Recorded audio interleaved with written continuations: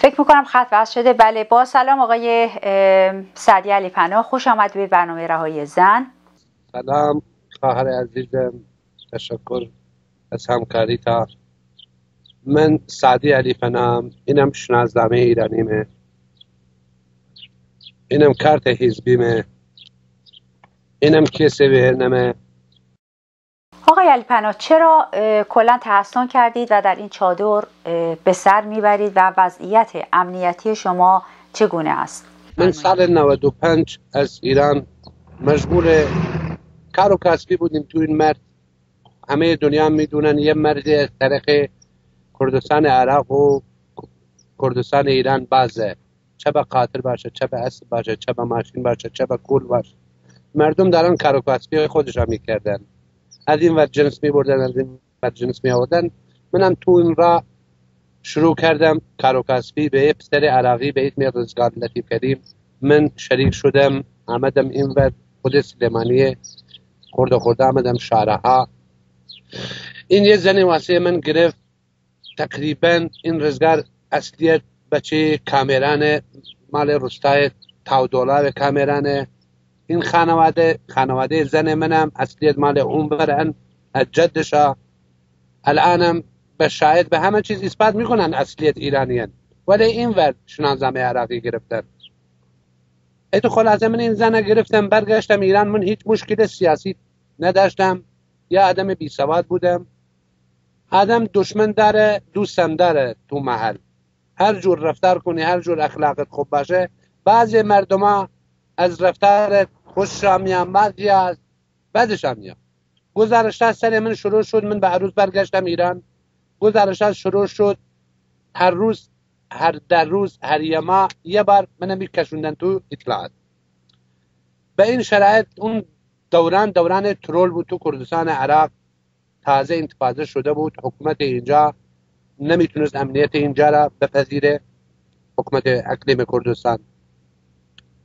هر روز منو میکشوندن اونجا، میگفت باید تو همکاری با ما بکنی، آدم بکشی، بری اون ور واسه ما کار بکنی. روز اولی که به اطلاعات رفتم گفتن اسمت چیه؟ گفتم اسمم سعدیه. گفت بچه کجایی؟ گفتم بچه همین کردستانم، میبینی لباس کردی تنمه. خب من فلسطینی نیستم مملکت خودم فروخته باشم تو به من میگی بچه کجایی؟ بچه همین کردستانم. من بعد از تو بپرسم تو بچه کجایی؟ خلاص از اینا شروع شد. گفت باید همکاری کنی، تو داری زیر میزنی، داری زبانت اینقدر دراز میکشی. یکی به اسم محمدی بود تو اطلاعات سپاه، تو چهارراه بیمارستان مریوان، چهارراه بیمارستان به بالا طرف چهارراه شبرنگ، به اسم اون محمدی به من لج کرد. همیشه من میکشید اطلاعات. بعد برادرم گفت، حتی هر برادرم تماس گرفتم، به برادرم گفتم اینا من ویل نمیکنن به خاطر این زن. یه بچه به دنیا آمد، یه خانمم حامیده شد به اسم کیوان، پسر بزرگم به دنیا آمد. من سمت سفتحوار رفتم واسه شناسنامه در بیارم، اینا بهم شناسنامه نمیدادن. بعد من رفتم سفتحوال شناسنامه واسش بگیرم واسه بچه‌م، گفتن شناسنامه خانمت بیار. گفتم نداره، اصلیت که ایرانیه، شاید واسطم بیارم از $100 کامران، اصلیت مال اونجان، از باباشا، از جدشا مال اونورن. گفت نه تو چرا رفتی اون ورزن بگیری؟ من از اطلاعات به سفتحوال خبر دادن که شناسنامه به بچه به نوع این ندی. خلاصه گیر دادن بهم. گفتم خب پدر رفسنجانی چرا رفته از افغانستان زن گرفته؟ بزرگا آب میریزن، کوچکان پاشا میندازن تو. مادر رفسنجانی افغانیه، با مادر بچه منم عراقی باشه ایراد داره؟ گفتن باید طلاق بدی. منم به همین شوخی به مخسره کردن با اداره سفتحوال گفتم گوشام میبینی؟ گفتم مثل آینه اتوبوس میمونه، کس به من ازدواج نمیکنه، من طلاقش نمیدم. زبان من ببری کلمه طلاق نمیدم. خلاصه برگشتم با کردستان، دوباره 3 باره شروع شد گزارش های سر من. از غرض این من گفته بودم به یهود به جولکا همکاری میکنم، به شما همکاری نمیکنم، به جمهوری اسلامی همکاری نمیکنم. من یه آدم بی سوادم، هر جور حرف بزنم حرف میزنم، مگه خدا بهم زبان داده بهش حرف بزنم؟ از حقم دفاع کنم. اگر نمیزنی من گلی کجا بریزم روی سرم. خلاصه برگشتم به اطلاعات مریوان، به مریوان برگشتم، من کشوندن اونجا. بعد از چند سالی در بدری اردبیل و قزوین و باینزاره من چپوندن تو اطلاعات، بهم اذیت میکردن. 3 نفر به جون من انداختن.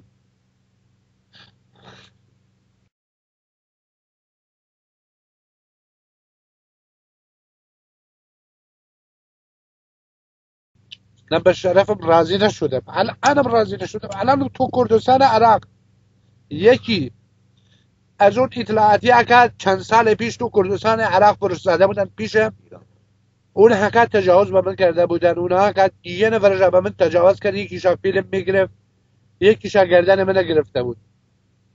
یکی از اینا تو سلیمانی آمد پیشم گفت الانم راضی نباشی فیلم دست ما هست، او مردم هم پخش میکنیم، آبروت هم میبریم. به اسم ولی دانشور، مال جشنیاوه روستای مریوان بود. جاش اون خانوادگی جاش هست. خلاصه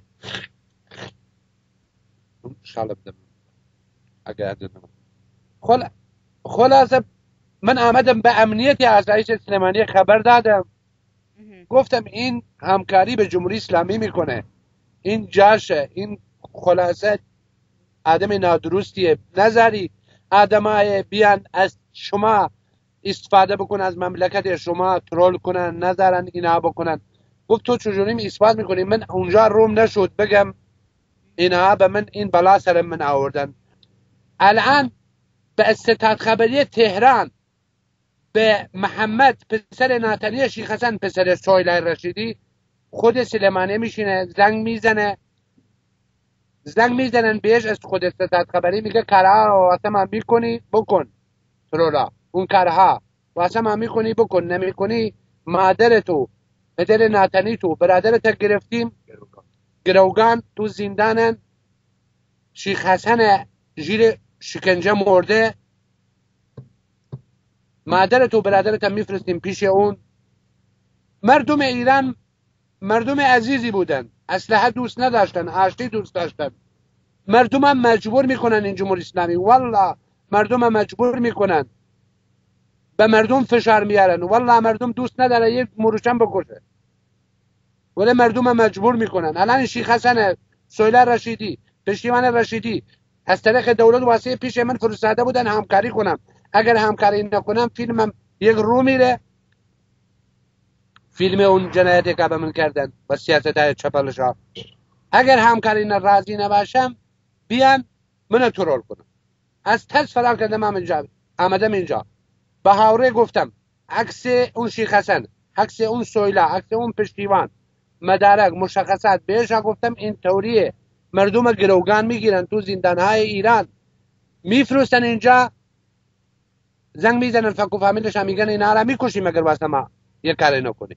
آقای سعدی علی پناه، لطف کنید از وضعیت خانوادگی خودتون برای بینندگان ما توضیح بدید و اینکه چند تا فرزند دارید. من 4 تا فرزند دارم. یکیش اینجا به دنیا آمد، 6 ماه بود خانمم به بار حاملگی، به بار سنگین اینجا بود.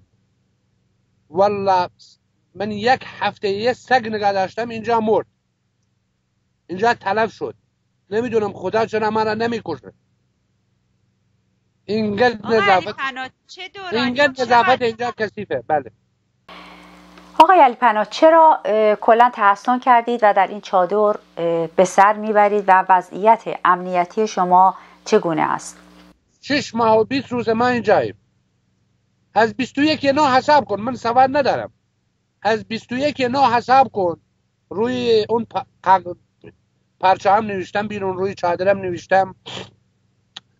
زن حامله آورده بودم اینجا، 3 تا بچه دیگر داشتم آورده بودم اینجا، 3 خانواده بودیم. به ما آب آشامیدن چیه؟ آب آشامیدن شلنگ میکشیدیم، آب به ما نمیدادن. شلنگ میکشیدیم ساختمان اونوری به اسم حاجی رشید بهش میگن، حاجی هم هست، مکه رفته، خدا با اون ثروت داده. به ما 1 مرتبه آب داد، کارمنده وین رفته بود گفته بود والا آب بهش بدید، ما گزارش شما رد میکنیم.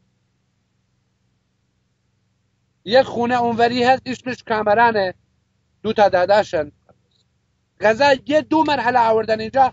رفته بودن به اونا گفته بودن و ما احتیاج نبودیم اول آمدیم اینجا، الان پول ما تمام شده، پول تمام کردیم اینجا. یعنی تو قیر رفتیم، تو قرضاری رفتیم. تا حالا ما نگفتیم از هیچ سایت پول بگیریم، از هیچ سازمان پول بگیریم، گفتیم معنوی، مادی نه. جونم در خطر بوده، به خاطر اون نگفتم دیگران سازمان ها، حزب ها، از سایت های ایرانی به ما پول جمع کنن، $10 $10 $20 $20 $100 واسه ما پول بفرستن. به خاطر اون جونم در خطر بود. اون دو خانواده دیگر رفتن، من اینجا موندم. آقای علی پناه چرا اونجا موندید؟ والا به خاطر اون امنیت ندارم. همین الان به مدیر VN چند روز پیش من به اسم هاوره گفتم بابا جون من هر روز میرم VN میگم یه کاری واسه ما بکنی، میگه ما کار انسانی میکنیم. مگر یه روز رفتم تو شوخی بهش گفتم به بودی چی هستیم، به بودی چی هستیم؟ خب ما گوسفند نیستیم بیرون، ما هم انسانیم، مثل انسان نگاه ما بکنی. مگر دوران خودش تو کردستان عراق آواره شدن از طرف صدام دیکتاتور آمدن اونور، ما همه ما شما را بغل نکردیم، خونه نمیگشتیم واسه شما، از هر جا میکردیم. زن حامله ما آوردم اینجا زایده تو بیمارتن، بچه یه روزه آوردمش اینجا. یه دکتر از کمپ قندیل فرستاده بودن بیا زن من آزمایش کنه، دم چادر آمده تو نمیاد، خدا وکیلی تو نآمد. آقای علی پناه آیا همچنان با اینکه شما اومدید در این سوی مرز هنوز مورد اذیت و آزار مامورین اطلاعاتی جمهوری اسلامی هستید؟ والله الان هم هستم. شیخ حسن هم فرستادن پیشم، اون به اون زور آوردن. من نمیگم اون جاسوسه ولی بهش زور آوردن. چجوری به من دوران خودش کار نادرستی، کار ناشرعی انجام شده. حالا چی میگم بهت، با اونم احتمال داره همین کار کرده باشه. مردم مجبور میکنن. من میگم بهت هیچ انسان دوست نداره یه مرچه بکشه، هیچ انسان دوست نداره اسلحه برداره، ولی به ما اسلحه تحریم میکنن. اینجا هم امنیتم خدا وکیلی یه شب تو خونه خودم تو سلیمانیه 6 ماه خورده یه خونه ما خالی کردم، یه شب تو خونم اسرائیل نخوابیدم، یه شب تو این چادر اسرائیل نخوابیدم. این سگه که گفتم اینجا آوردم نگه دارم واسه فقط نگهبانی بود، واسه پاس کردن بود، واسه چی بود؟ در انتها آقای علی پناه شما لطف کنید بگید که چه درخواستی دارید از کسانی که پرونده شما رو در UN بررسی میکنن، از سازمان‌ها و نهادهای انسان دوست و بشر دوست. والله خواهر عزیز، من بانوی عزیز، من الان میگم کردستانم به من بدی تازه ارزش نداره. این کردستان تمام البیر بشن مستجیر من دل بهش خوش نمی کنم. نظرم فقط پول نیست، والله ببالله الان این تو جیب من اگرم پول بفرستی من نمیخوام، فقط میخوام از این مملکت نجات پیدا کنم. این بلگه کردیشه، اینم انگلیزیشه، اینم انگلیزیشه، اینه جواب رد به من دادن. این تو نصف مقابله هاوره به من میگه پاشو برو پایین، با شرفم چون دوران خودش تو کردستان ایران و کردهای عراق همکاری کردی منم به تو همکاری میکنم، پاشو برو پایین. تو ناراحت شدی، چشت گریه گرفته، من واسه مقابله پر میکنم. بعد از چند روز جواب رد به من داد. مگه میشه؟ مگه منم تصمیم آخرم هم گرفتم، اینا سواد دارم، من یه 20 سوادم. تصمیم آخر من فیلم اون دشوری موقع اونجا درست کردم، فیلمش میگیرم پخش میکنم. قرارم بر این بود اینا ظلم کردن از من، خیانت از من کردن، پام استیمان کنم، پام از دست دادم، نه خارج بخوام، نه پول بخوام، نه زندگی بخوام، نه بچه بخوام. با سپاس فراوان آقای سعدی علی پناه سعی میکنم به نوبه خودم پرونده رو پیگیری کنم، این صدا رو برسونم به مدافعین حقوق بشر و از وضعیت شما و انسانهایی به مانند شما جوامع بین‌المللی رو مطلع کنم. سپاس. ایرانیا از کشورهای خارج بتونن از ما حمایت بکنن، بتونیم از این مملکت بریم به مملکت دیگر، به دنیای دیگر،